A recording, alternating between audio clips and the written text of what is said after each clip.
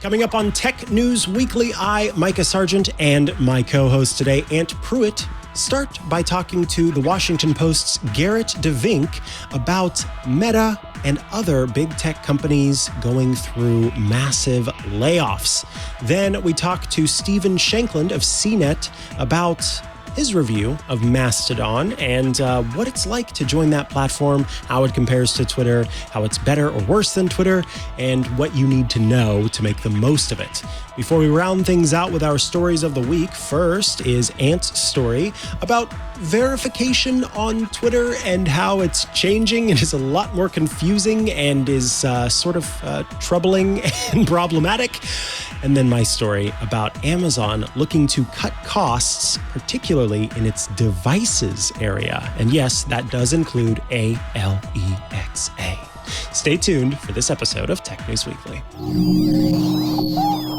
Podcasts you love. From people you trust. This is TWiT. This is Tech News Weekly, episode 260, recorded Thursday, November 10th, 2022. This episode of Tech News Weekly is brought to you by Hover. Whether you're a developer, a photographer, or a small business, Hover has something for you to expand your projects and get the visibility you want. Go to hover.com/twit to get 10% off your first purchase of any domain extension for the entire first year. And by Barracuda. Barracuda has identified 13 types of email threats and how cybercriminals use them every day. Phishing, conversation hacking, ransomware, plus 10 more tricks cybercriminals use to steal money from your company or personal information from your employees and customers. Get your free ebook at barracuda.com/TNW. And by Wealthfront. Visit wealthfront.com/twit to get started and get your free $50 bonus with an initial deposit of $500. That's wealthfront.com/twit. Hello and welcome to Tech News Weekly, the show where every week we talk to and about the people making and breaking the tech news.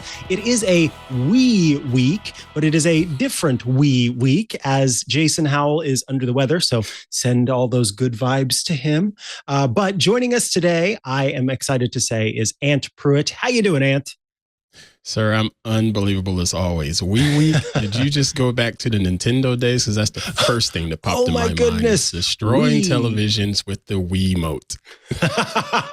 We would like to play. Oh my goodness, I hadn't thought about that, but yeah, it's good to have you here, and it's whenever on occasion one of us has to be out. It's nice that you are able to join us from time to time, and you actually have the honor of kicking off the show this week. Yeah, I got some big shoes to fill. So let's go ahead and get started with this week's news. Unfortunately, it's a bit of a downer of a story. Right now, the pandemic continues to just wreak havoc on all of us here around the world economically. And big things continue to happen in the tech sector, whether it be Amazon, whether it be Google, or even Salesforce, HP. All of these folks here in Silicon Valley are taking a hit regarding layoffs and employment. And unfortunately, we've had one more to pop up this week, and that's the folks over at Meta and Facebook, as Mark Zuckerberg had to let some people go. And today we're joined by Gerrit De Vynck, who covered this story here on the Washington Post. So let's bring Mr. Gerrit on to talk a little bit more about the details and some of the ins and outs of this story. Welcome, Mr. Gerrit. Yeah, thanks. Glad to be here. Appreciate you joining us today. So yeah, as I mentioned previously, it's sad that this is something that seems to be pretty much common right now. We don't know how long this is going to go on, but a lot of us here in the industry have seen this coming, a bit of foreshadowing, because the economy is pretty craptastic right now. What happened with the folks at Meta and Facebook? Yeah, so Facebook laid off around 11,000 workers this week. That's about 13% of their workforce. It's a lot of people. It's a small town's worth of people. But it's also important to remember that Facebook, they hired about 15,000 people a year. every year for the since the beginning of the pandemic. So the pandemic started, and we all thought those first few weeks, wow, is this finally the big economic crash that we've kind of been putting off or waiting for since the financial crisis way back in 2007, 2008. The stock market has just been booming, and tech companies in particular have really benefited from that, just getting bigger and bigger and bigger, hiring tens of thousands of new employees. But then what happened is the government stepped in, in 2020, put a bunch of stimulus into the market, lowered interest rates so that if you wanted to get new investment capital, it was really easy to do so. And a lot of people were spending time at home, spending more time online, buying all their stuff online instead of going to real stores. And so the tech companies, including Facebook, just doubled down with investment. They poured all sorts of new money into building out their products, into hiring people, hiring new salespeople, trying to kind of get out there and take advantage of this, big boom in, tech spending, internet spending. And now that for many people, the pandemic is sort of over, at least in the minds of a lot of people, they are going back to work. They are going back to real stores. A lot of tech companies are struggling. The revenue growth that they've seen the last couple of years have sort of fallen off a cliff. And Facebook called out that change. They said, look, at the beginning of the pandemic, we thought that this was going to be sort of a once in a generation change in the way people behave, that they're going to spend a lot more money through tech companies rather than through real life brick and mortar stores. And so we invested to take advantage of that. And now we're looking at the data and seeing that, it hasn't really changed. We're kind of back to where we started. And that's why we need to lay off all these people. And so there's a bit of a few asterisks with that explanation, but that's the main one that Facebook is giving right now. Well, invested in the workforce to take advantage of folks that were allegedly trying to deal more with an online presence. That seems like a good idea, but is that the only investment that Facebook made? Because I got a hunch that Facebook is putting its chips in this whole virtual space. Was that another part of the problem why they're losing money left and right? Yeah, I mean, Facebook has invested a lot of money, in the billions of dollars in the metaverse, and so from their perspective, they believe that the next frontier of technology is not going to be on computers or on TVs or on our mobile phones, but is going to be in the metaverse, sort of these virtual worlds that we might interact with through, big VR glasses or augmented reality glasses, where we're sort of, moving through the world, but also seeing tech. Or, instead of going into a physical office, you might put on a pair of virtual reality glasses and tap into an office meeting through that. And so they're definitely the biggest company that has really invested in this future. A lot of people think that they are making a huge mistake, that the metaverse is not really, going to happen in the way that they want it to, that, the technology isn't quite there yet, that people aren't that interested in it. But the company has said, look, we're making a big bet on this. And Mark Zuckerberg, the CEO, has even reassigned a lot of his employees who are working on other things to work on metaverse projects. And so the stock market is really skeptical of this metaverse plan.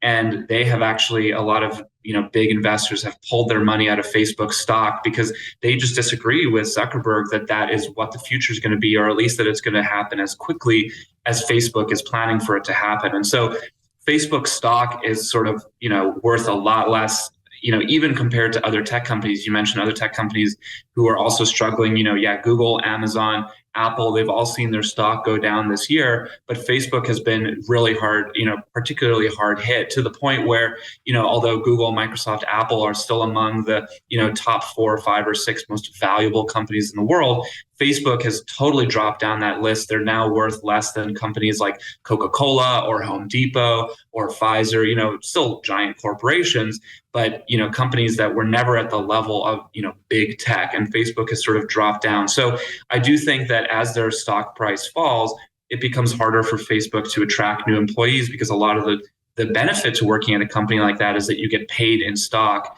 And so you're like, oh, I can make a lot of money by working at a company whose stock is worth a lot of money. But as Facebook's stock keeps falling, that becomes more difficult for them. And so, they need to cut costs or at least they need to cut costs to sort of signal to Wall Street, to investors, hey, we are going to focus on making this company more profitable. We know you don't like our metaverse plan, but how about we cut costs and make ourselves more profitable? Does that maybe make you interested in investing in our stock again? So I think there's a few things going on here.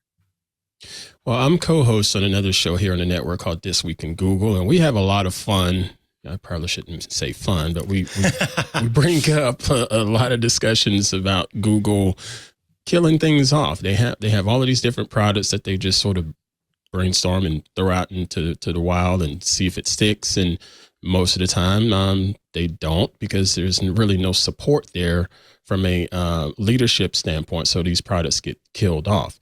Well, with Facebook laying 11,000 people off, does that mean that they're going to take some of the limited resources now to just sort of push towards this metaverse, as you said, or is there anything else that Facebook could work on to sort of, entice people to come and make more investments in them and saying, hey, we're more lean and clean right now. We've trimmed the fat, if you will. So we're a worthy company right now. Just stick it out with this, because this metaverse is going to work. And also, how long is that wait? How long is it for Facebook to sit back and say, you know what, just ride it out. The metaverse is going to be great. Is it 5 years? Is it 10 years? What are your thoughts? I mean, those are all really good questions that I don't think anyone has an answer to. And if they do, they are probably using it to invest, and they're going to be a lot richer than you and I in a few years. So, right. I do think it's interesting to sort of compare these two things where Facebook is saying, oh, we overinvested in e-commerce and digital advertising during the pandemic, and it didn't play out the way we thought it would. That's why we need to cut costs. But at the same time, they're putting money into the metaverse, which is the thing that people are actually skeptical about, right? So I do think there is sort of, it's a pretty nuanced picture. And you could say, oh, well, if you really wanted to cut costs and to sort of, go back to basics, you would cut costs on the metaverse side. But there's no real indication that that's what they're doing. I mean, the company seems quite committed to this plan. I think, losing 11,000 people, I mean, those people were all doing real things. And, I definitely think a lot of people look at Silicon Valley companies and they feel like they are too big, that there is too much fat at those companies, that there might be a lot of people who it's unclear what exactly they do. And there's probably some truth to that. But of course, those people themselves weren't seeing it that way. And I do think that, it raises questions about, how much Facebook can sort of respond and continue to improve its core products like Facebook, Instagram, WhatsApp, especially since they are focusing on the metaverse. Does this mean that those products that people are already starting to say, hey, I'm going to leave Instagram because I'm going to spend more time on TikTok, or I find TikTok to be more entertaining. A lot of people, especially in the younger generations, already don't spend any time on the core of Facebook app itself. And so I think, you can start to say, oh, well, people, is this company sort of admitting defeat in those, apps that it built its entire business on, and of course are still immensely profitable and generating huge amounts of money for the company despite these tough times. But is the company sort of saying, maybe we are just going to not be investing or iterating as much in those products and just kind of let them ride it out? I don't think we have proof of that necessarily. We don't know exactly among these 11,000 people, what their particular jobs were. I mean, there is some talk about a lot of them being HR people or salespeople. And, I think for, tech engineers particularly, they see those jobs as, not necessary. But of course, those are the people who bring the money in. They also are the people who keep the company running. I mean, keep the lights on. Lights on, exactly. And so, especially when it comes to things like, even customer service is essentially non-existent at Facebook. If you lose your account and you need to contact someone at Facebook to get it back, good luck. I think problems like that will only get worse because the company is not going to be, they won't be investing in those sort of things on the side now that they have fewer employees. And before I let you go, I want to comment about, okay, we just recently had the midterms elections here. And for the last handful of years, whenever there's any election, whether it's the presidential or midterms, Facebook was always top of mind. Everybody was talking about something they saw on Facebook. Every news outlet said something they saw posted to Facebook. I can't say that I heard a lot of that during this recent midterm. Is that yet another signal of, Facebook and Meta is pretty much in trouble right now? Yeah, I mean, I think that's a good question. I still think that there's a ton of activity happening on Facebook. I mean, there's way more people on Facebook than there are on Twitter, even though Twitter is the one that we have been talking a lot about the last week or so because of Elon Musk taking over the company and beginning to change things. So Who's I that definitely guy? think, yeah, exactly. We can have a whole another show if we want to talk about him. But, I think we can't take our eye off the ball when it comes to Facebook. I mean, the company is still very, central to the way that people understand the world, to where they get their news. A lot of older Americans, people who vote at higher rates than younger people, they get their news from Facebook. They get good news. They get misinformation from Facebook. They form their opinions through interacting with other people on there. So I don't think that Facebook necessarily decides what the election results are or, totally changes society, but it definitely plays a really important role. And I think even if the company invests less or maybe people start using those platforms less, it's not going to go away overnight. I mean, these are platforms that have millions and millions of people on, way more people are on Facebook than on any other, major social app. And, definitely more than the numbers of people who will, read a newspaper or even watch TV sometimes. And so I think we have to sort of, keep holding Facebook accountable for that misinformation, especially when it comes to elections and hate speech and racism. I don't think these issues just go away because the company is in a difficult place financially. I mean, I think there's actually concern that they may be investing even less in content moderation and increasing those policies. In the same way that there's been a lot of criticism about Elon Musk's cuts at Twitter and concerns that cutting staff will make it harder for the company to deal with misinformation and to deal with hate speech on its platform. I think we need to keep continuing to ask those questions to Facebook as well. Nice. Well, Mr. Gerrit, I really do appreciate you joining us today here on Tech News Weekly. Where can we find more of the things that you're working on and some of your stories?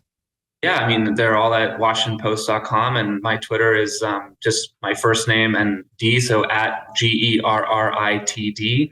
If you want to follow me there, that'd be great. But yeah, happy to be here. Outstanding. Thank you so much for joining us, sir. Anytime.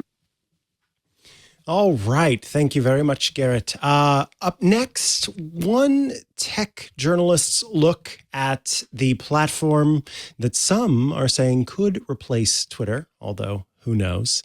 But until then, let us take a quick break so I can tell you about Hover, who are bringing you this episode of Tech News Weekly. It is time for you to make plans and let Hover help you achieve them. If you're a blogger, if you're creating a portfolio, if you're building an online store, or maybe you just want to have a more memorable redirect to your website, then that is where Hover can come in to make it possible, because Hover has the best domain names and email addresses just for you. Email at your domain name is key. This is so true. You meet someone via their business or whatever, and you ask them for their business card or their business information, and their monkey keychains at yahoo.com, and you're going, I suddenly don't know if I want to participate in this. But they've got their own custom domain. It's, I don't know, keychains at monkeys.com. Then you suddenly go, oh, you've taken the time. You've gotten a website, you've put this together, you've made it happen. It helps you to connect with your customers. It helps you build trust for your brand. And Hover is going to help you with all of that because they have domain-based emails for all your needs, small or large. Super easy to set up. You can add as many mailboxes to your domain as you need. And when your domain renews, well, that's when your mailboxes will too. And the prices are fantastic. Their most popular mailbox is a no-brainer solution for business owners. Love this too. You can get access from anywhere. You can use the email app you already use. That's how I've got one of my domains is through Hover email. And I can set it up with I use 2-3 different mail applications. All of them are set up with it just fine. And of course, if apps aren't your thing, well, there's also webmail that you can access from anywhere you happen to be. I just love how simple Hover is. how simple it is to get a new domain. Both love and hate, because it means that I get domains all the time when I don't really need them. I could go to Hover, I can type in a name, I can find it or get a good suggestion for something that's similar to it if the one that I want is taken. And then I can Apple Pay, which just means laying my index finger down on my keyboard, and suddenly another domain is mine. It's fantastic. I've seen them do that, folks. It happens all the time. And I love too that Hover, it's not about upselling you on stuff that you don't need. They just want to be there to help you with the stuff that you do need. So you get pro level tools. That means that you'll get powerful domain and email management tools that are intuitive, super easy to use, whether you're a web pro, you're just getting started. Just the other day, I needed to go in and make some instead of just doing domain record changes, I needed to actually change name servers for my domain. And it was simple to do with Hover. And I love that. I mean, sometimes I get in there and I mess around with things and I mess something up. Hover has a really easy way to reset things back to how they should be. So when I was, going through and trying to forward this to here and set this up with that, and I did it wrong, then my domain still is there. It's still available. I can still make it work. I just hit that reset button and suddenly things are back to how they should be. It's private and secure as well. Whois privacy protection is included with your domain purchase so that your information will remain private, as it should be. It's a great way to reduce spam and protect yourself from unwanted solicitations, because companies will find that Whois information and they will send you ridiculous things. I remember setting up a domain before I knew about Hover long ago, and I got these pens in the mail and like notebooks and all this other stuff in the mail with my name all over it. And I thought, who knows me? Why is this happening? And it was because of them using Whois for that. And then anyone could look it up. Terrifying. But that is where Hover comes in to help you keep all that stuff locked tight and secret. Hover Connect is also great for folks who may not have the necessary knowledge to be able to set up all of those special settings so that your domain goes to the right website. With Hover Connect, you can pick the service you want to use to build and host your website, and then Connect helps you get things locked and loaded. So in many cases, it's a few clicks and you're good to go. And in the cases where it's not, then Hover Connect will help you figure out what you should be typing in where, how you should be typing it in, and going from there. At Hover, you are a customer, not a source of data. They are there to help you find domains and emails. And that's what they want to do. They're not there to try and make money off of you through taking your data and selling it to third parties. So you can take back control of your data with reliable, tracker-free email. Hover is trusted by hundreds of thousands of customers who use their domain names and email to turn their ideas into a reality. So whether you're a developer, a photographer, a small business, an individual who wants to have your own email address, Hover has something for you to expand your projects, get that visibility you want. Go to hover.com/twit to get 10% off your first purchase of any domain extension for the entire first year. That's hover.com/twit for 10% off your domain extension for a full year. And of course, thank you, Hover, for your support. Honestly, anytime someone's like, oh yeah, I set up a new domain, and then they tell me and it's not Hover, I'm going, come on, what's up with that? Hover, it's fantastic. Give it a go. I think you're going to love it. All right, back from the break, and now through the help of movie magic, we're going to time travel to earlier in the day when I interviewed Stephen Shankland of CNET about Stephen's thoughts on Mastodon. Play the dreamlike music. All right, folks, so you may have heard about some of the issues facing Twitter, and along with sort of the meltdown that seems to be taking place at the social media company comes an exodus and a migration that is also taking place over to a platform called Mastodon. Joining us today to talk about Mastodon from CNET, it is Stephen Shankland. Welcome to the show, Stephen. All right. Good morning. Good morning to you. So before we can talk about your thoughts on Mastodon, I think you had a great piece kind of covering what's good, what's not, what you struggled with. I think it's important that we start with Mastodon itself. For our listeners who might not know, what is Mastodon? All right. So it is a social network. So we're all familiar with social networks. Let's start there. That's pretty familiar. It's similar to Twitter in that you can, post little messages, microblogging, and you can follow people. So that much is pretty familiar to people who use Twitter. What's different is that instead of having one central service operated by Twitter, you have a whole bunch of different people, thousands of them, operating their own little pieces of Mastodon. These separate pieces are called servers, and they all interconnect, so you can follow and see what else is going on other servers, but you sort of have your own home zone, which is your own server. So this is called a federated design, and architecturally, it's very different. It's got some advantages and some disadvantages, and mostly it's just different if you're one of those people exiting Twitter looking for an alternative. Okay, yes, that it does get a little confusing, and I think it's understandable why folks have gone, okay, I thought I was supposed to go to Mastodon, but I have no idea how it works. And federation, I think, is at the heart of the confusion for folks who are trying to join the platform. And I'm curious, from your own perspective, do you think it was a mistake to design Mastodon in such a way? And then on the flip side, what is the benefit of federation over what Twitter has, where you join a platform where everybody else is kind of in that same place? I'm not going to say whether it was a mistake or not. You have to look at it in context. So when it was founded, it was sort of an antidote to Twitter in some ways. So it was designed deliberately to be different from Twitter to try to fix some issues that Twitter had. For example, there is no advertising. There is no central corporate power. It showed up at a time when maybe Peter Thiel was going to take over Twitter. Some people were worried about that. Well, it turned out to be Elon Musk. Same issue, different person. But some of the issues of corporate control, Mastodon is kind of immune from. So you have to look at it in that context. Now, that said, is it a mistake to take this approach? That depends on how much pain you're willing to put up with to actually use Mastodon. So I think that if you want to succeed as Mastodon, Mastodon may be fine. To succeed as a Twitter replacement, that's going to be a lot bigger a challenge.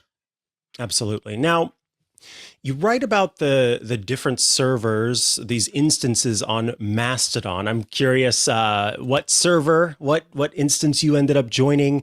And I was curious too, for folks who are thinking about joining it, they do have that confusion whenever you kind of get this list of different servers that you can join. They think, oh, I'm siloed off in that bubble. How do you, if you are kind of looking for a community, you mentioned in your piece kind of some of the rules that might exist in different places. Can you tell us about what that experience is like? How do I know? Am I not supposed to say the word bubblegum in this specific instance because it's all people who have braces or something like that? How do I know the rules? Okay, so the hardest thing about Mastodon, in my opinion, is starting to use it. And it's because of this issue of servers. You have to pick a server to get started. And that can be very intimidating. I say it's like moving to a different city and renting an apartment before you know where your friends live, before you know where the good neighborhoods and the bad neighborhoods are. Now, picking a server is not a permanent lifetime commitment. You can pick multiple servers. You can move from one server to another. But all of that is a hassle. You know, if you start on one server, you get some followers, you get some people following you, and then you want to pick up and move, well, you lose all that part of your social graph. So it's sort of a high commitment choice that you have to make early on. There are two general types of servers. One is these broad servers for everybody. That's kind of the one that's more for me. That's a bit more Twitter-like. But then there are specific ones for specific people. MIT has a server. People who like open source software have a server. People who live in Australia, people who are journalists. There are lots of different slices. And one of the nice things about Mastodon is if you can find a server that works for you, you kind of get a built-in community. So you don't have to find lots and lots of people to follow. You know, you're not starting kind of all by yourself alone in the big city. You're starting in kind of a neighborhood. So that's a nice thing about these servers. Like I say, the problem is finding the right server, figuring out which one is for you, and then committing to it. So, it's kind of a baffling thing. You have to do searching. You have to, when you go to sign up, you're presented with a list of servers. That list changes every time you refresh that. There are literally thousands of them. So it's a pretty intimidating process. My advice for people is to start on a general purpose server. Maybe don't worry too much about figuring out, hundreds of people to follow and trying to get people to follow you, but find a spot where you can get an anchor. You can get started and then maybe branch out from there, find a server that works for you better. One of the nice things about the servers is, you can find one that sort of fits you in a way. That can be lots of different policies against hate speech, or found one that says, you're not allowed to deny the Holocaust. There are lots of these rules, and these rules are presented to you when you're signing up. So sometimes it's kind of like reading terms and conditions. It's not really that much fun, but if you're into it, it kind of can be fun. But like I say, the server choice is the hardest part about Mastodon. Once you get over that hurdle, then it gets a lot easier. Good to know. Yeah, I was especially curious kind of about the how you know what rules you're supposed to follow. It's good that it's kind of presented there at the beginning. Now, another issue that you talk about in your piece, which everyone should go read over on CNET, are the problems that you experienced with following and favoriting. And I have to agree with you. That ended up being, because I could get signed up, but then I was trying to follow people and I had trouble with that. Can you talk about what you experienced there? Yes. So this is the second big problem. I put it, the first big problem is the server choice. The second big problem is actually using the system. And to me, there's a lot of friction. So because of this server design, if you want to interact with somebody who's in a different server, often you can't just click a favorite button or can't click the boost button, which is what Mastodon calls retweet. You can't just click the follow button if you want to. When you do that, you get a dialog box that pops up that says, you're not on this server. Here's an address you can copy over to your server, and then you can put it in, and then you can follow or favorite or boost. So it's, sort of a 3-4 step process with some tedious manual labor. And for people who are just used to a traditional social network where you set up a username, set up a password, and then off you go to the races. This is a lot of extra work, and it doesn't go away. It doesn't happen with all servers. So some server connections are faster. Once you've set up the connection, things seem to work more smoothly, to a specific person. But there's a lot of friction there, and it kind of, for me, it erodes sort of the fun and easy to use nature of social networking, where you kind of scroll along. Yeah, I like that one. Oh, I like that one. Oh, retweet that one. It's not quite that easy. Yeah, it can be a little complicated. I know that plays into it. Now, this is sort of an aside question. I think one of sort of the longest ongoing cultural memes on Twitter is this sort of bouginess, this bourgeois nature of having a blue check versus not. And I do think there's something to be said for that sort of reaching to grab that, playing a role in folks' activity on Twitter, and also perhaps the people who do have it, using the tools that they were provided as part of that, and also just a level of alleged fame, or however you want to put it, that comes with that. So in talking about that, I was kind of trying to think of something similar that exists on Mastodon. And I am curious how you feel about some of the servers, particularly the original servers that were created, or the original instances that were created, closing off, adding new folks, and some of them that do require you to apply to join those servers. Is that kind of the blue check of Mastodon, or should we not even be thinking of it in that way?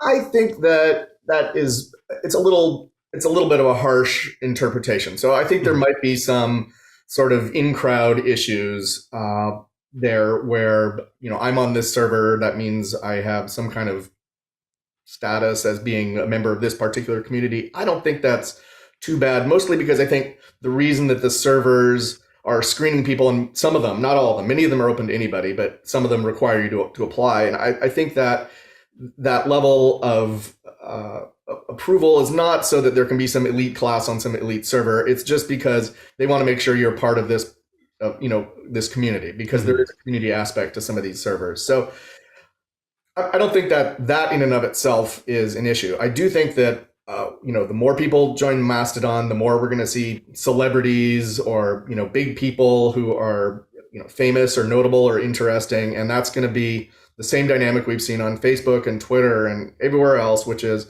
where you get somebody who's a big deal. Everybody wants to know what they have to say. They'll get a whole lot of followers, and they'll be, sort of more influential, more important on the platform. And there's not the algorithmic. One of the differences between Mastodon and Twitter is Mastodon's algorithm is whatever was most recently said. So they don't show you things based on traffic and engagement and things like that. So some of those dynamics are very different from on Twitter. Mm-hmm. But I do still think there's always a situation where humans are kind of drawn to what celebrities have to say. Celebrities defined very broadly: business people, politicians, royalty, movie stars, our personal hero at some technology company, whatever. I think that dynamic is still kind of an inevitable part of human nature and really hard to remove from social networking.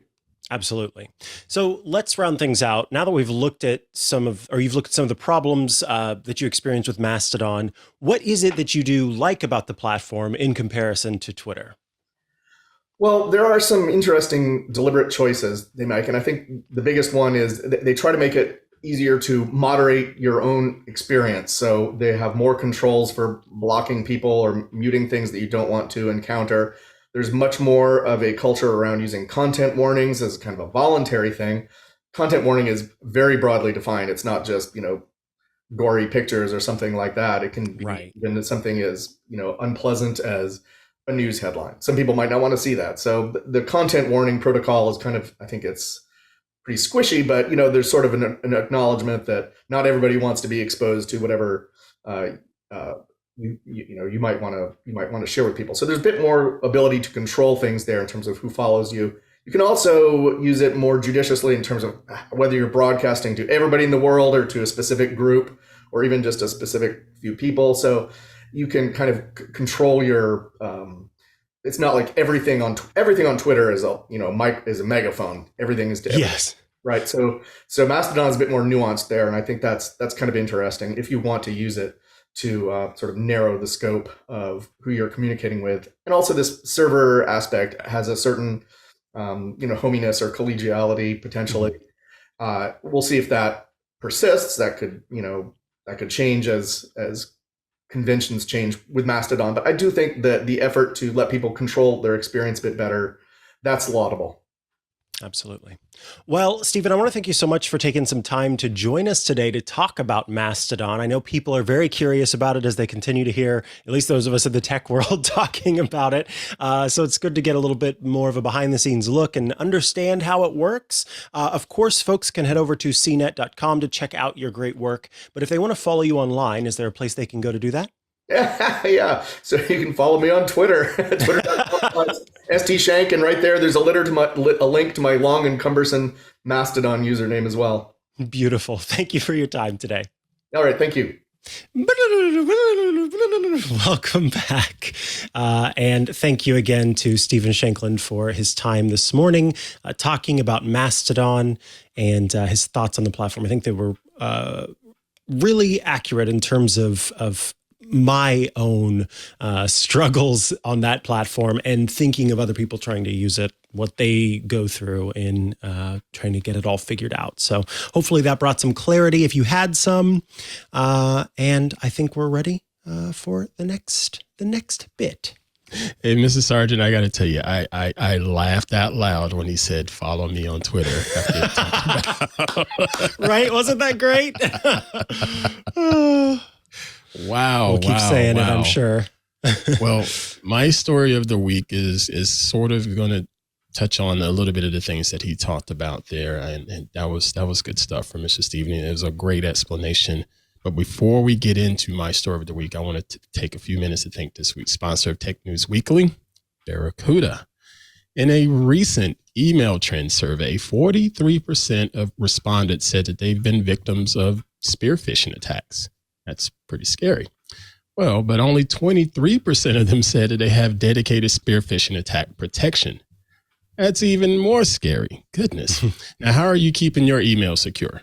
Barracuda has identified 13 types of email threats and how cyber criminals use them every day.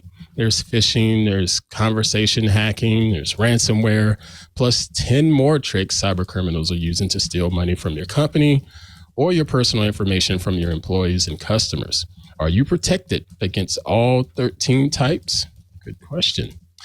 Email cybercrime is becoming more sophisticated and attacks are more difficult to prevent these days. Attacks use social engineering, including urgency and fear, to prey on its victims. That's a true story. You could put something fearful in an email and pretty much get people to do whatever you ask them to do because of scare tactic. Social engineering attacks include spear phishing and business email compromise cost businesses an average of $130,000 per incident. That's per incident, not just per year, per incident. As demand for COVID-19 tests increased at the start of 2022, Barracuda researchers saw an increase in COVID-19 test-related phishing attacks increased by 521% between October and January. Now, as public interest rise for whether it be something like Bitcoin or cryptocurrency, of course, you're going to see more opportunistic attacks from the bad actors out there. So when Bitcoin went up almost 400% between October 2020 and April 2021, Barracuda research also found that impersonation attacks grew 192% in the same period. In 2020, the Internet Crime Complaint Center received over 19,000 business email compromise as well as email account compromise complaints with adjusted losses of over $1.8 billion. That's billion with a B.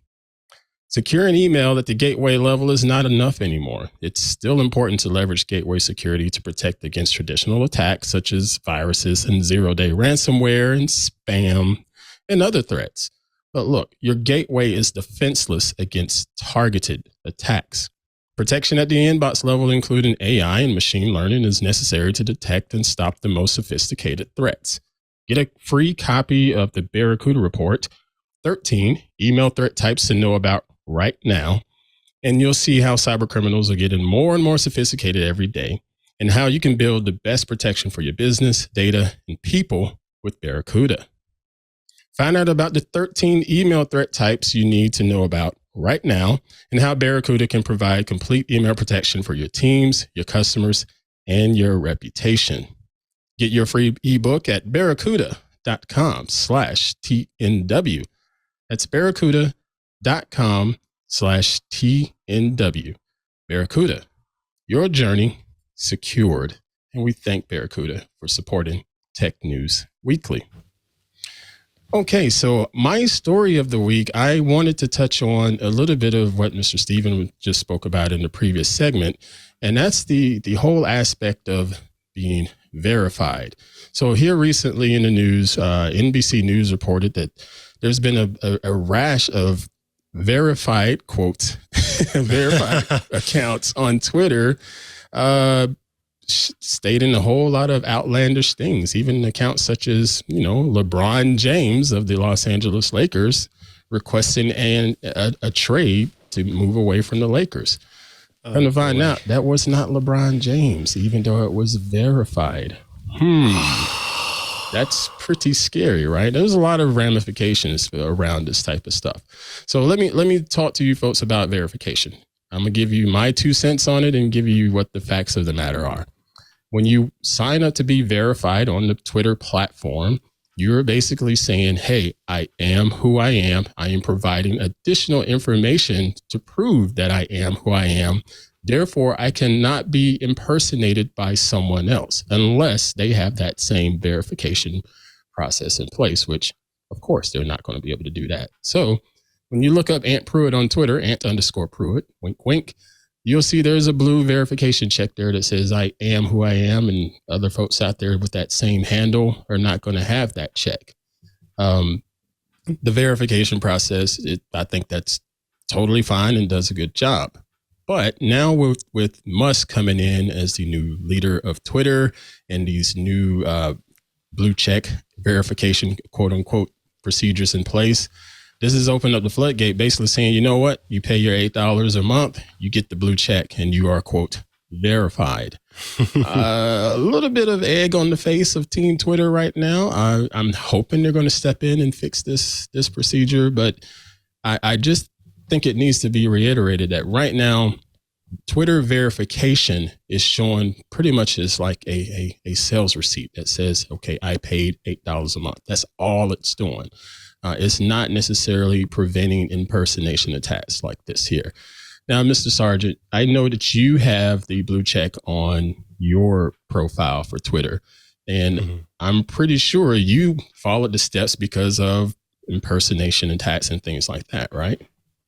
So I was verified in the before times when not Apple, but Twitter at the time was working on upping its journalistic game. So there was a time when Twitter was kind of going, okay, we are a platform that clearly is good for breaking news and for making sure that people can have information as soon as it's available. And so we need to reach out to our journalistic partners and make sure that if people are looking for that news, they can find verifiable sources for that news.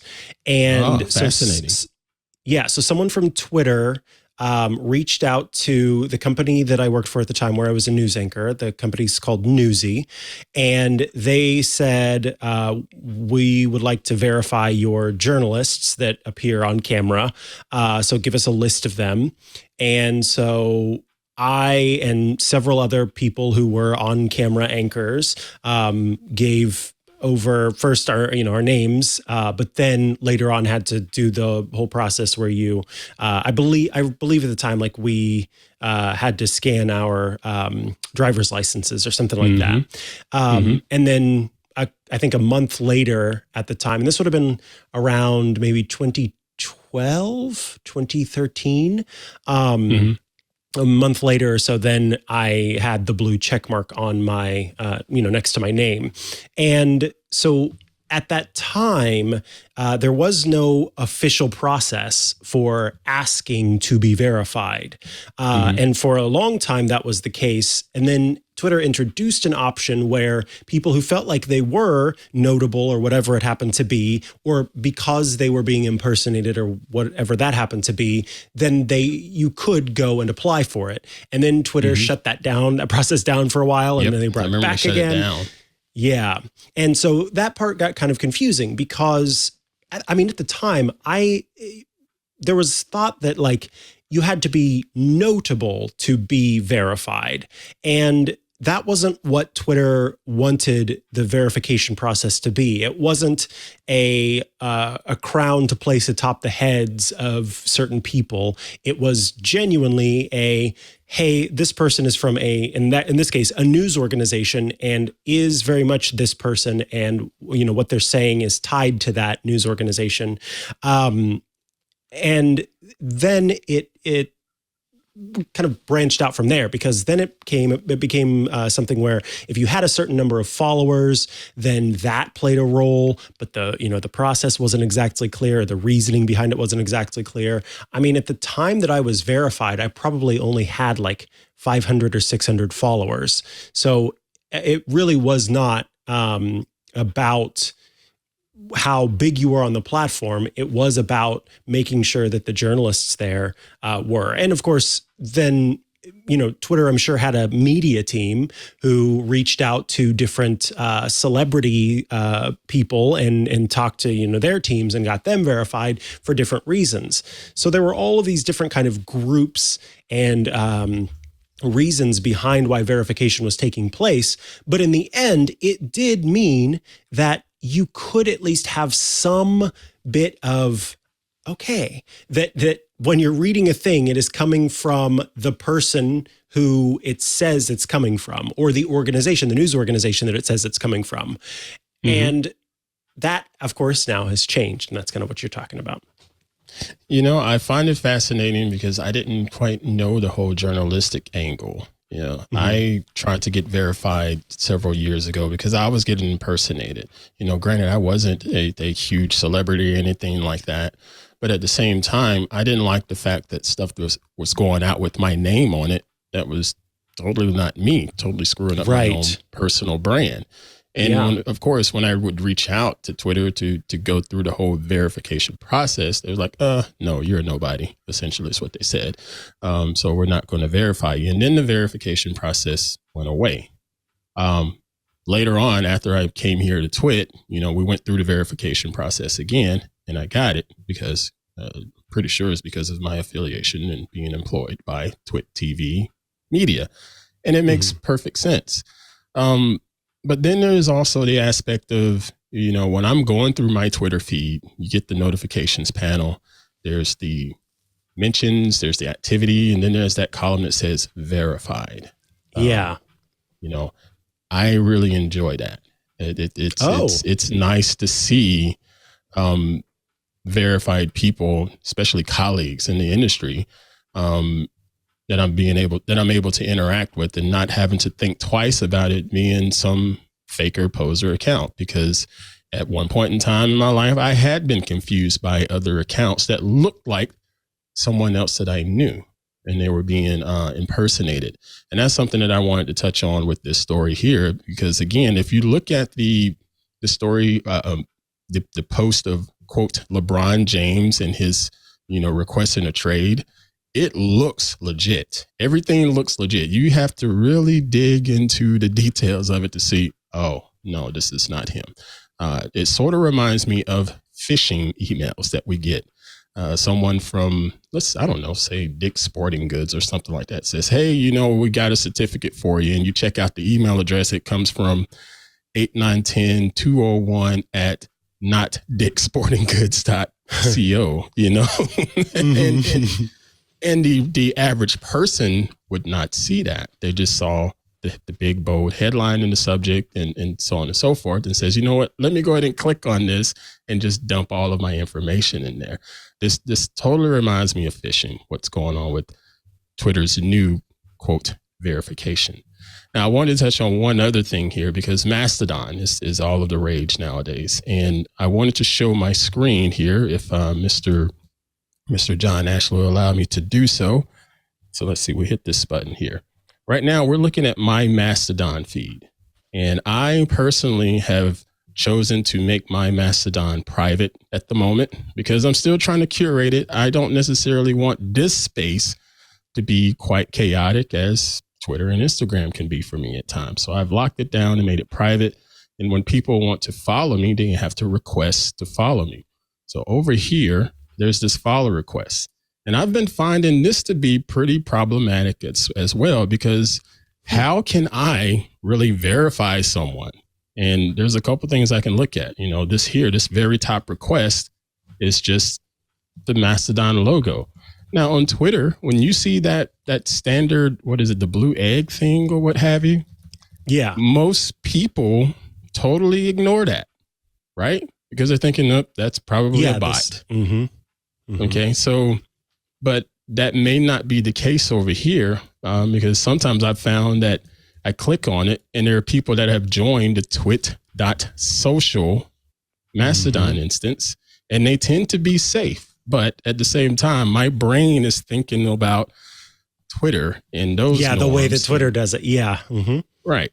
And I could see here, this is someone, they're brand new to the platform. They are posting, they are interacting with Leo and not necessarily being a troll or anything like that. These are just new faces that haven't quite set up their instance, set up their profile on Mastodon, because as you just said in the previous segment, it could be quite challenging for some people. So I'm doing my own little verification here and thinking, all right, do I let this person follow me? Yes or no? And I'll go ahead and allow this one to follow me now.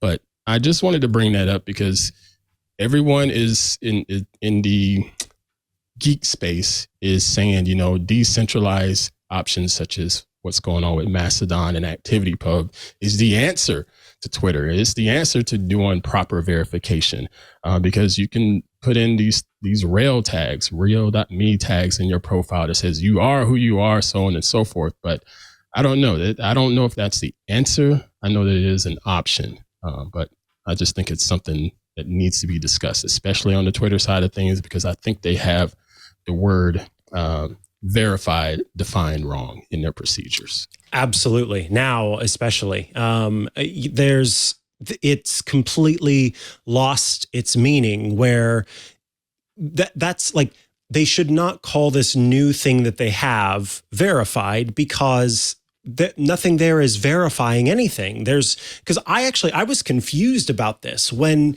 this whole new thing was first announced. What I thought was happening is if you paid the $8 a month, then you could go through the verification process to get the blue check mark. So that would mean that if you paid $8, then you got to access the form or whatever it happened to be, where you gave your name, you gave your email, you gave a photo of the front front and back of your ID and whatever other identifying information they asked for to make sure that it was you. No, it's not that at all. It's you pay the money and then that gives you the check mark. That's it. There's no verification involved. They are claiming that because you are paying money, that is a verification in and of itself. And that's not enough to say that that's a person that is, because as we've seen, how Nintendo is that? It's so frustrating. I can go in here and say, let's please verify me. You know what? But my credit card has been stolen. So, Mr. Sargent, can I borrow your credit card to pay for this thing? And that's a verifiable transaction. It blows my mind, and Mr. John Ashley has some examples of like Mr. Rudy Giuliani, verified, and some outstanding tweets from the quote unquote verified Rudy Giuliani. I'm guessing, hey, they signed the credit card statement and say, yep, this is me. Here's my $8. Now let me get out here and just say all kinds of outlandish things. Yes, I could create 8 different accounts and use my my payment to create those 8 different accounts, and I've got 8 different check marks that I could then do a bunch of stupid stuff with. That is not enough. I think if you're going to, because Elon's whole thing is that it was an elitist. It was elitist, and only some people could have it. Blah blah blah. If that is your argument, then fine. But let's make it so that it's the same process. It's still verifying that a person is who they say they are, not just pay money, you get it. That's not enough. That's not how this should be. So, it's frustrating. But I do want, because I think, so I used to also use the egg or a lack of a profile photo as a means of going. There was even in Twitter, if you were verified, there was a setting where you could mute the tweets from someone who didn't have a profile photo.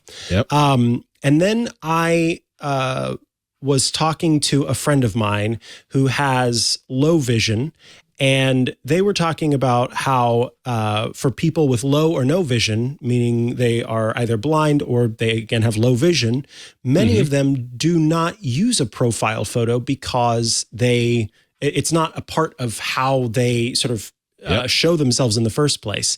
And so I had to really shift my mindset there. And I turned that feature off because there was a whole community that I was potentially cutting off from that. So we need better verification than the sort of assumptions that we are having to use to protect ourselves in some cases, because they end up closing out certain people that you may want to be hearing from or talking to. It's all a mess. I totally agree. I'm going to step off the soapbox now because I'm sweating a little bit, getting a little bit heated thinking about this. I know we still have your story of the week coming up, so I'm not going to take up too much more of the time, sir. All right. Well, in that case, then I think we can take a quick break so I can tell you about Wealthfront, who are bringing you this episode of Tech News Weekly. Wealthfront's goal is to make building long-term wealth very easy by offering both high-yield savings and automated investing accounts that do just that, all within a beautifully designed interface. If your bank is keeping money that could be yours, or if you're earning less than Wealthfront's 3.30% APY, they just might be the place for you. Wealthfront might just be the place for you. Here's why. Federal interest rates have been going up this year, which means banks have been earning more on your savings. Where's all that extra money going? Well, according to the FDIC, the average U.S. bank has only raised their rates to 0.21% this year. Wealthfront, on the other hand, is now offering their clients a rate that's about 15 times higher with the Wealthfront Cash account. It's easy to sign up, plus you'll get unlimited transfers that are completely fee-free and up to, and this is great, $2 million in FDIC insurance through partner banks. There are no account fees, no minimum balance, and if you sign up at wealthfront.com/twit, you get a free $50 bonus when you make an initial deposit of $500. So don't let your bank keep the interest that you could be earning.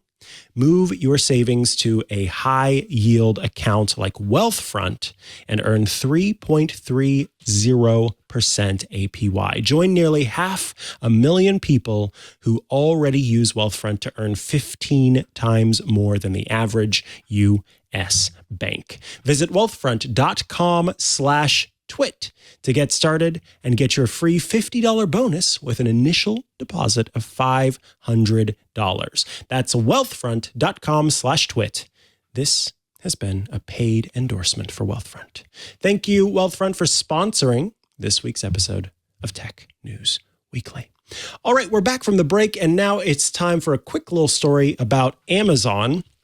The company, like I think every big tech company, we were just talking about this earlier today as well, is looking at ways to save money. Amazon is a somewhat unique company in the tech space because for years, it, in its investors' eyes and mind and heart, can kind of do no wrong. The company regularly reports losses, but it never gets the same dings that you see other big tech companies get, where when a big tech company announces, we are not selling as many phones this year as we have done in years past, or, we are selling only 1 million more phones than we did last year instead of 2 million phones more, then that tends to have the investors going, "Ah!"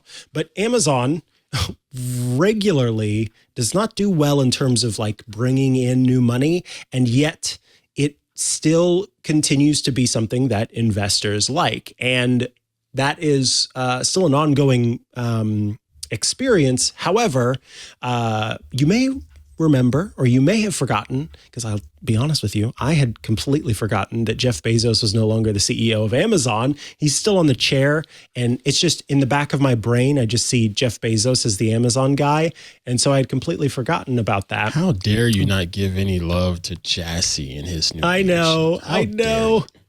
Terrible of me, but Jassy's doing something different. Not something entirely different, but he's doing more than has been done before in terms of looking at ways to cut costs at the company. So Amazon does these reviews according to their spokesperson every year, but this one is more in depth than has been in years past. And according to this Wall Street Journal piece, they are looking at especially the devices unit of Amazon, which is not bringing in a whole lot of money, and of course includes Alexa, the virtual assistant. That has had an annual operating loss of $5 billion in recent years. And at the same time, and this is what's kind of wild about this, is the company, of course, expected a whole heck of a lot of growth because there were so many more people during the pandemic, and especially during like the shutdown parts of things, lots of people ordering from Amazon. So the company had to expand its workers. And so between the end of 2019 and the end of 2021, again, according to the Wall Street Journal, Amazon hired more than 800,000 employees. Most of those, of course, going to the warehouses where people were then packing the goods. So you've brought on a huge workforce in preparation for or in many cases in response to the huge growth of people buying from Amazon, but it doesn't sort of outpace the cost of those different employees, but also the cost of all of the other parts of the company. And there was something interesting that I saw in the piece as well, where in the past, workers were kind of instructed to get this stuff out the door as quickly as you possibly can. That's what matters. It's fast, because we've got so much that we need to get out there that you just need to make it happen, to now being instructed to try and fit as much onto each truck or van or whatever as possible. So Amazon has a huge logistics bill, and that is playing a role in some of the costs that it is experiencing, that is resulting in it needing to make money. Now, I did find it interesting that go ahead. Did you have something to say? I'm like, sorry. Amazon can't win for losing. Here, you just explained that this company that people love to hate has hired 800,000 people. That's 800,000 jobs. Okay. Mm-hmm. 800,000 jobs. And now they're struggling because, there's still costs associated with it and they're not making enough money. Yada, yada, yada. I get that. And then you went on to discuss how they're trying to figure out better ways to pack their trucks, to be more economically sound as far as how these packages are getting out to the people ordering them. That should be a win-win too when you start thinking about green stuff that we do. Green initiatives, emissions and whatnot. But yet, people are going to just dump on them for that. Hey, my packages should have gotten here 2 days ago instead of, they can't win for losing. They're trying to do some good things, but yes, some things Amazon does are questionable as far as like the working conditions. Yes, there are 800,000 jobs, but those working conditions were questionable. But at the same time, man, 800,000 jobs were created. Yep. Sorry. That is that's a really good point. Get me fired up, man. That's something worth pointing out. And this is another thing that I have to say that I was surprised by is that in the places where the company is in the divisions where it's finding that it's unprofitable, Amazon is telling those employees to look for openings in other parts of the company. So that's, I want to be clear. It's not the best possible thing that they could do because they could help those people find jobs in other parts of the company. But it is pretty nice that they are saying, hey, we're not firing you. You just need to find a place somewhere else. I think that that's a pretty cool thing. Yes.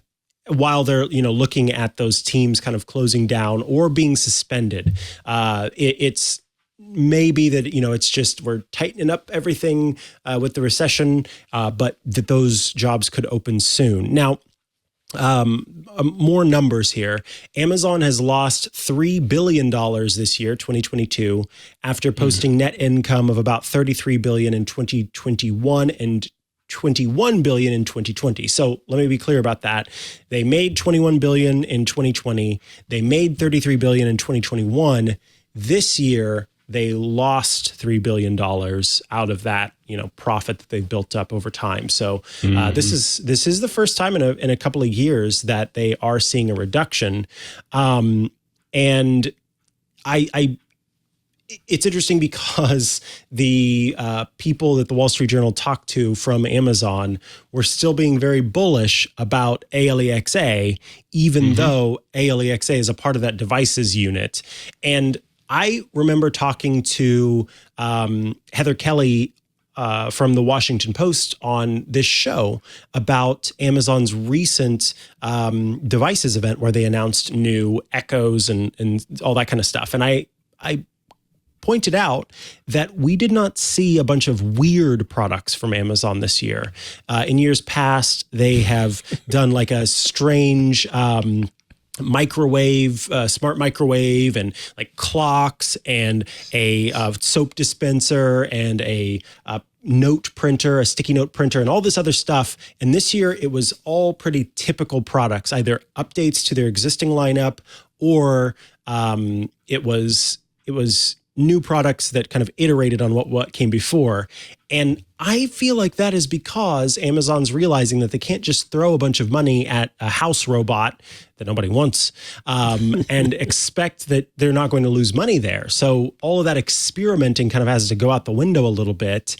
And I honestly think that part of it, that focus, is going to be better for the company in the long run, because people do like to use those devices. The Wall Street Journal also has information about how people use their Amazon devices and how they use them to control, using them to control their smartphone and using them for time excuse me, let me try that again. Using them to control their smart home and using them to control timers are two of the most common things that people do with their Echo devices. So they've got something going there.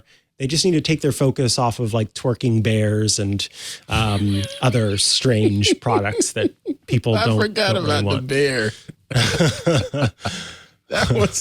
I remember you getting that bear. That was pretty daggum funny. It was hilarious, but like pointless.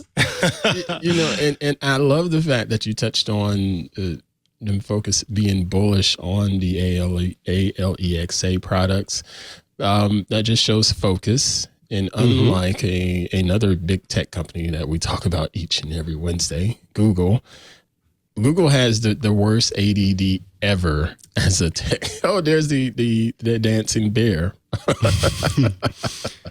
But you Google can say it, Ant. It is not just the dancing bear. It is the twerking bear. It's okay to say it. Oh, boy. Gluteus maximus. Oh, there, boy. Go ahead about Google, though, because you're so right about this. But yeah, Google is the worst when it comes to focus. And I fuss about this all the time. I think the Google leadership needs to do something about getting their teams hyper-focused on what they do best. I'm not worried about this from Amazon. Amazon, they know who they are. They are logistics, they are data and infrastructure, and they're going to be totally fine. And they can hyper focus on those three aspects and just continue to build that profit right back up within no time. This is going to be a nothing burger next year. Yeah, I think so. I think so. In any case, of course, we'll continue to see, I think, companies tightening things down, battening the hatches, and focusing on the most important thing. Well, some companies at least focusing on the most important things. The Googles among us, well, maybe, I don't know. But yes, I believe we have reached the end of this episode of Tech News Weekly, which publishes every Thursday at twit.tv/TNW. That's where you can go to subscribe to the show in audio and video formats. And if you'd like to get all of our shows ad-free, well, you can do that by checking out Club Twit at twit.tv/ClubTwit. There, starting at $7 a month or $84 per year, you can get the Club Twit experience. You'll get all shows ad-free, as I mentioned, and you'll get your own like personal feeds for all of those with an ad-free version. You'll get access to the Twit Plus bonus feed that has extra content you won't find anywhere else, and access to the Club Twit Discord server. That is a special place where you can go and chat with all of your fellow Club Twit members and also those of us here at Twit. It is always active, always popping off, and a lot of fun there in the Discord. And I should also mention that the fun doesn't stop there. Starting at $7 a month, again, twit.tv/ClubTwit, you also get access to the Untitled Linux Show, a show which, as you might imagine, is about Linux. The Hands-on Windows program, which is a shorter format show where Paul Thurrott of Windows Weekly gives you all sorts of cool tips and tricks for making the most of your Windows experience.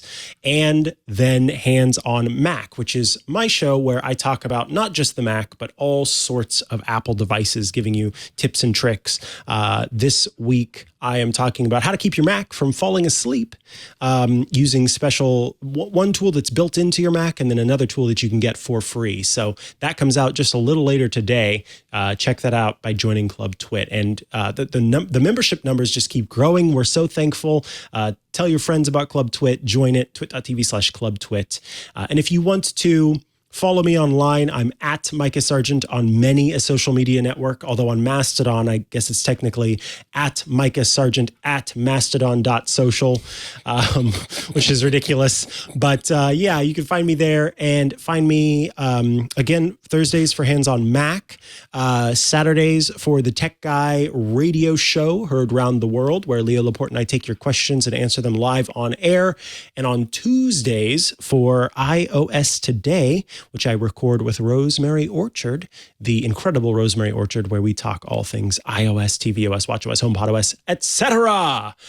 Aunt Pruitt, tell us about where people can follow you online and tell us about the shows they should check out. Sure. You can follow me. I am ant_Pruitt on the social platforms. That be Twitter, that be Instagram, that be Mastodon. Yeah, you can just type in ant_Pruitt and it'll pull me up. It's not that hard, Mr. Sargent. I promise you. But also make sure you check out my show. I know I've been talking about This Week in Google, but my show is Hands On Photography, which airs each and every Thursday. Just go to twit.tv/HOP. Hands On Photography. And while I'm here, I want to give a shout out and a big thanks to our support staff, our editors, Mr. Nielsen and Mr. John Ashley, and also a shout out to the one and only Mr. Burke for all they do to help get this show rolling every week. Absolutely. We would not be able to get this show out without them. And of course, a shout out and a bunch of well wishes to Jason Howell, who will likely be joining us again next week. Until then, though, yes, hang in there. Exactly. Until then, it is time to say goodbye and have a great rest of your week. Hey, I'm Rod Pyle, Editor-in-Chief of Ad Astra Magazine, and each week I join with my co-host to bring you This Week in Space, the latest and greatest news from the final frontier. We talk to NASA chiefs, space scientists, engineers, educators, and artists, and sometimes we just shoot the breeze over what's hot and what's not in space, books, and TV. And we do it all for you, our fellow true believers. So whether you're an armchair adventurer or waiting for your turn to grab a slot in Elon's Mars rocket, join us on This Week in Space and be part of the greatest adventure of all time.